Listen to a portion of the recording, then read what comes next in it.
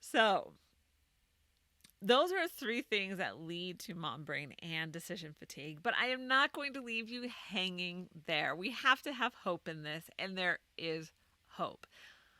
This first section just has given you permission to feel all of these feelings, to not feel guilty about feeling these feelings, and to know that yes, you are tired and you have good reason to be tired. So let's talk about how to handle it, because you can't avoid it, but you can handle it. And here are three ways to handle it. Number one, handling all the little things. Embrace the baby trying to tickle you, because this is a season, and this season is so short. Looking at my 16-year-old now, I remember when he was 2, and it feels like it was yesterday.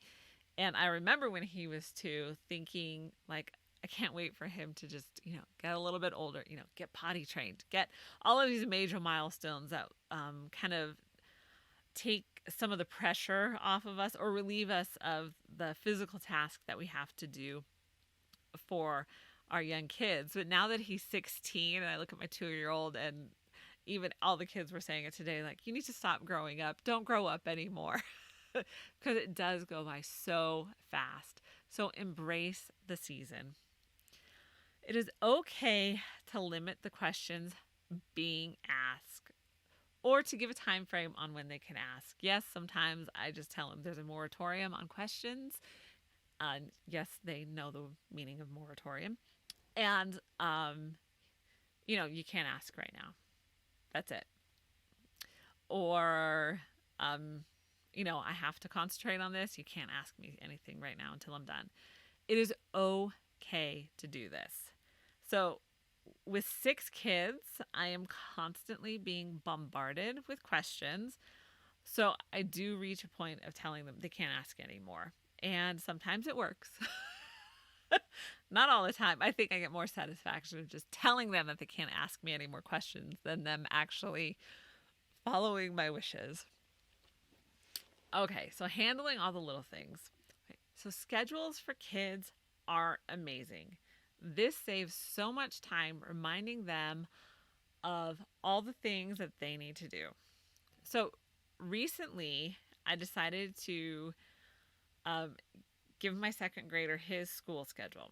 What was happening was he would be waiting for me to tell him the next subject. And so if I wasn't there and really staying on top of him to do the next thing, then he would just go off and, he would do PBS Kids or go play or do something else. So it was really taking him all day to do his schoolwork. And I knew it didn't need to take him that long. So, and also part of my motivation is I'm still thinking about homeschooling my kindergartner next year. And I know that's going to be more of a challenge because I've never homeschooled that grade before. I sent them to school, got the basics down, and then pulled them out. So if I'm going to homeschool my kindergartner, then I need him to be more independent with his schoolwork. So I gave him the calendar, and he just took off. It was like a night and day difference. He was done so much faster with his schoolwork because he knows exactly what he needs to get done and what he needs to do next. He has become so much more independent when it comes to his schoolwork. So I wanted him to become an independent learner, and we needed to start somewhere, and that was the best place that I could think of to start with. So it's amazing. Schedules are amazing, and I don't feel like I have to stay on top of him to remind him to just do his schoolwork. Now, of course, I look at it and I check it, and I try to keep up because of his age to do it every day so that he can get instant feedback on what he may need to correct. But he is starting to be an independent learner, and is such a relief. So it was freedom for him. Okay, so next, when handling all the little things, is focus in small bursts instead of large blocks of time. Because let's face it, there are so many things that you need to do throughout the day that you just don't get large blocks of time. So you really need to embrace the margins of your life. So focus on short bursts of time. And the next one, get everyone involved in meal planning and making a grocery list. They have a vested interest in what everyone eats, so let them help to meal plan. Like, I hate meal planning, and once, these past couple of years, y'all know what I'm talking about. It was harder because there may not be I made a meal plan, and then the grocery store doesn't have it, and so I had to adjust, and so I just stopped meal planning.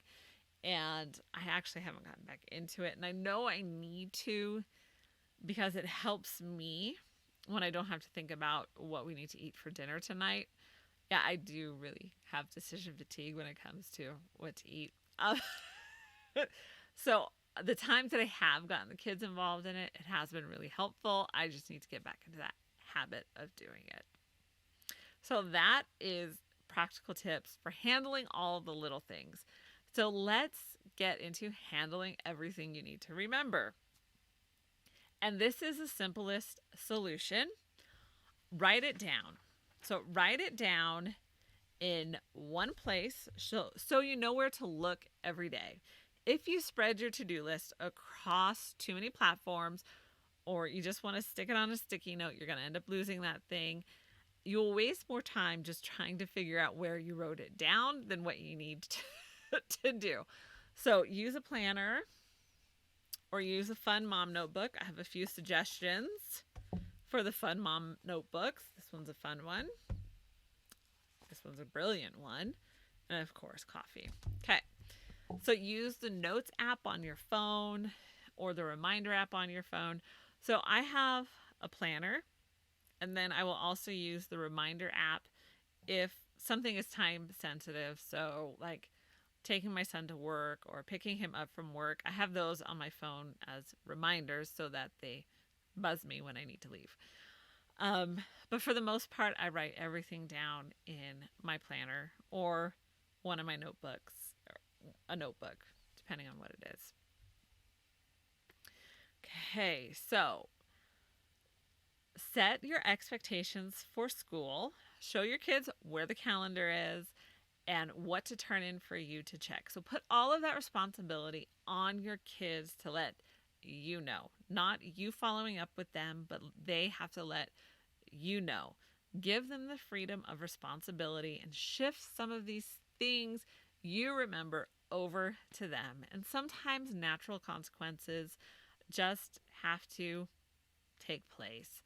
So if they forget something, they have to be responsible to fix it or take care of it or whatever they have to do. That has to be their responsibility. Otherwise, they will never learn. So that's handling everything you need to remember.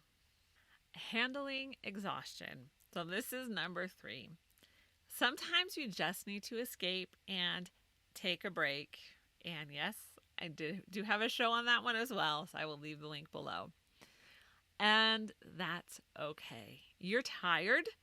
There's a lot on your plate. So go for a walk.